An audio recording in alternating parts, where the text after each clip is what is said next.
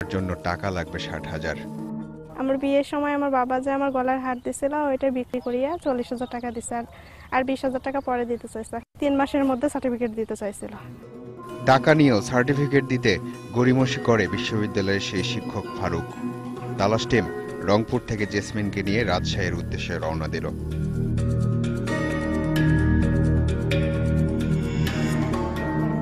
Jasmine যাচ্ছে ফারুকের দেয়া ঠিকানায়। তালাশ টিম দূর থেকে নজর রাখল। ভেতরে চলে গেল জেসমিন। বাইরে থেকে ভেতরের কথোপকথন শুনছে তালাশ টিমের সদস্যরা। তারপর আমি রুমে থাকা হাতে আমার এরকম করে গালে হাত দিয়ে এরকম করতে, কি বলছো? গায়ে হাত দিতে লাগছিল, আমি দিতে দেই না, আমি বাথরুমে ঢুকে গেছি। একটা মেয়ে আপনার অসহায় আপনার কাছে সার্টিফিকেট জন্য আসছে, এটা আপনার করা উচিত হয়েছে? আপনি বলেন। কিছু যদি এক্সট্রা হয়ে থাকে উচিত হয়নি, ঠিক আছে, আর তো কিছু নাই, সরি বললাম, উচিত হয়নি। আচ্ছা, তালাশের ৪৯তম পর্বের সাথে কি এই ঘটনা একটু মিলে গেল? তালাশের সেই পর্বের নাম ছিল শিক্ষক না রাক্ষস। আমি বিদ্যালয়ে ৯ম শ্রেণীতে অধ্যয়নরত। আসামি ইমাম হোসেন আমাকে ৮ম শ্রেণী থেকে পাঠদান করে আসছিলেন। আসামি ইমাম হোসেন মাঝে মাঝে আমাকে বাজে ইঙ্গিত করতেন। এরকম কাজ যেন আর কারোর সাথে না করতে পারে।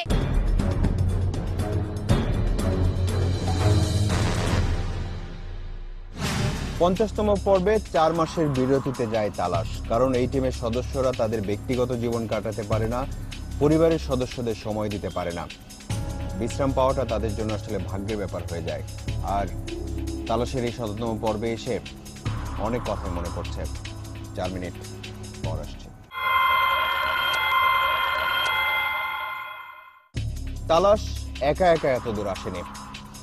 তালাশ সম্পর্কে মানুষের ভালোবাসা না থাকলে, দর্শকরা তালাশের সাথে না থাকলে এই ১৭তম পর্বে আসা সম্ভব ছিল না তালাশের পক্ষে। আপনাদের ভালোবাসা আমাদের অনুপ্রেরণা দিয়েছে, আপনাদের সমালোচনা তালাশকে শুধরে দিয়েছে। এই প্রোগ্রামটা ভালো দেখছি আমরা, তবে আর একটু বেশি করে করলে, যেমন অফিসিয়ালের দিকগুলো আছে, অফিসিয়ালের করাপশনে কিন্তু আমরা ভরে আছি একদম প্রত্যেকটা অফিস গেলে হয়তো জিনিসটা আর একটু ভালো হবে। আচ্ছা, একটা চিন্তা মাথায় আসছে, তালাশ যদি এই ১৭তম পর্বেই বন্ধ হয়ে যায় তাহলে কি হবে?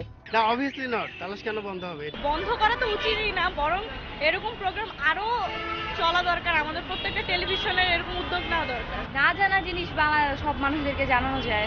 মানে এটা বন্ধ হইলে আসলে সবকিছু থেমে যাবে, মানে যেগুলো জানা মানুষ জানতে পারবে না যে কিছু জিনিস আছে। একটা দুর্ঘটনায় তালাশের উপস্থাপকের হাত ভেঙে গেল। তার ঠিক একদিন পরেই তালাশের উপস্থাপনা শুটিং। কি হবে এখন?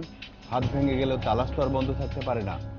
সেটাই তালাশের একমাত্র পর্ব যেখানে উপস্থাপকের গায়ে চাদর ছিল, কারণ তার হাতটা ভাঙা ছিল।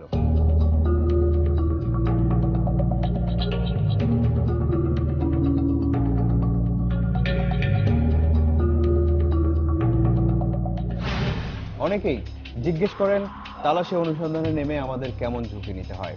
বেশিরভাগ সময় আমরা এই প্রশ্নের উত্তর এড়িয়ে যাই। কথা বলতে বলতে আজ যখন এই ঝুঁকির প্রসঙ্গ এসেই গেল, তখন তালাশে প্রচারিত অস্ত্রের কারখানা আর ভারত থেকে গরু আনার পুরো প্রক্রিয়া নিয়ে নির্মিত হাউকাউ, এই দুটি পর্বের কথা মনে পড়ছে।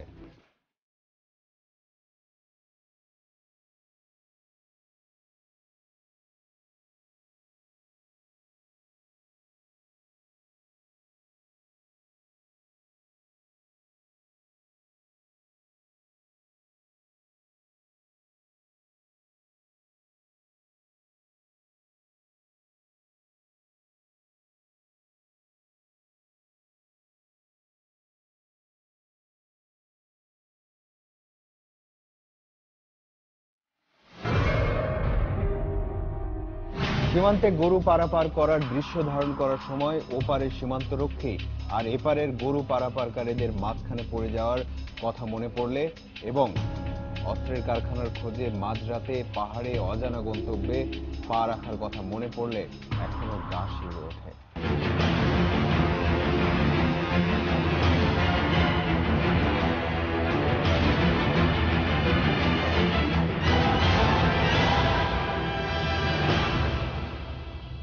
এই যে বলছি তালাশ আপনাদের এত প্রিয়, কিন্তু তালাশ কি সবার প্রিয়?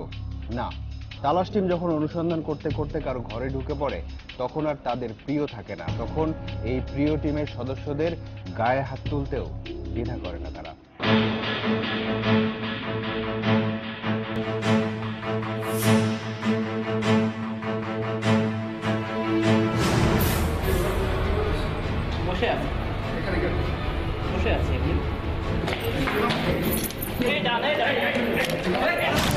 শুধু তো হামলা নয়, মামলাও আছে।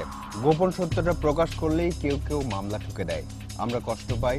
তারপর আপনারা যখন আমাদের পিঠ চাপড়ে দেন তখন তালাশ টিম আবারও ঝুঁকি নিয়ে অনুসন্ধানে নেমে পড়ে।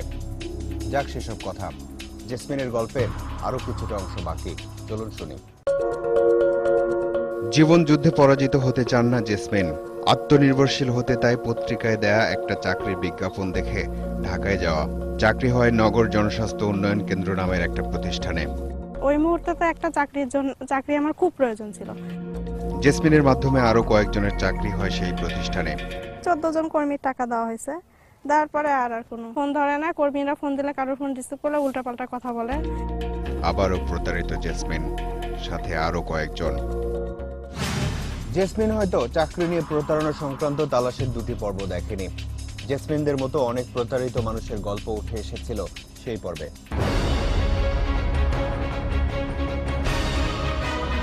টাকাটা তো আমার কাছে দেয় নাই।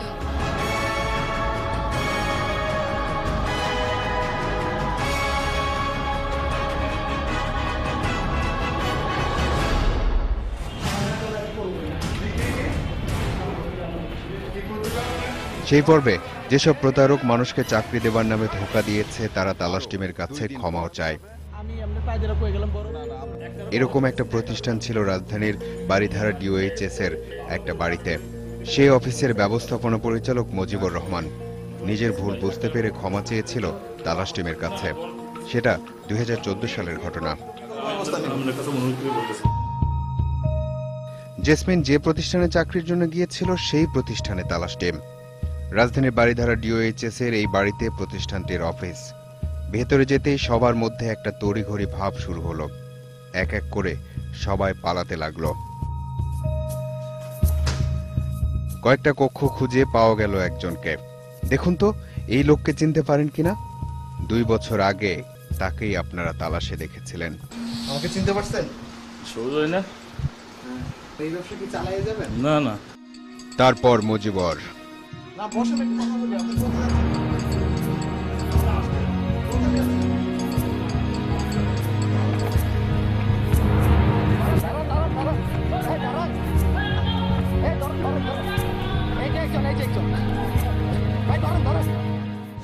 তালাশের বিরুদ্ধে সবচেয়ে বড় অভিযোগ হলো তালাশ কখনো সমস্যার সমাধান দেখায় না। এই অভিযোগটা আমরা শুরু থেকেই মেনে নিয়েছি এবং ভবিষ্যতেও মেনে নেব, কারণ আমরা বিশ্বাস করি সমস্যার সমাধান করা প্রশাসনের কাজ, তালাশের নয়। আমরা ঘটনা তুলে ধরি, ঘটনাকে প্রশাসনের নজরে আনতে এবং মানুষের মধ্যে সচেতনতা তৈরি করতে। ধরুন এই মুজিবরের পেছনে যদি তালাশ টিম গত 2 বছর ধরে লেগে থাকতো, তাহলে কি এই সময়ের মধ্যে আরো অনেক নতুন বিষয় দর্শক দেখতে পেত? আর আইন প্রয়োগের ক্ষমতাও তো আমাদের কাছে নেই। যাই হোক, তালাশের এই 100তম পর্বে আসার পেছনে এত মানুষের অবদান যে নাম বলে শেষ করা যাবে না। স্যালুট জানাই তাদের। আর একটা ঘোষণা, এবার 2 মাসের বিরতিতে যাচ্ছে তালাশ। এই সময়ের মধ্যে তালাশ টিমের সাথে যোগাযোগ করতে লিখুন এই ঠিকানায়। প্রযোজক তালাশ, ইন্ডিপেন্ডেন্ট টেলিভিশন, 149 150 তেজগাঁও শিল্প এলাকা, ঢাকা 1208। ইমেইল করতে পারেন talas@independent24.tv এই ঠিকানায়। আপনার অনুসন্ধানী মনের দরজা জানালা খোলা রাখুন। কিছু বেরিয়ে এলে আমাদেরকে জানান। তালাশ টিম থাকবে আপনার সাথে।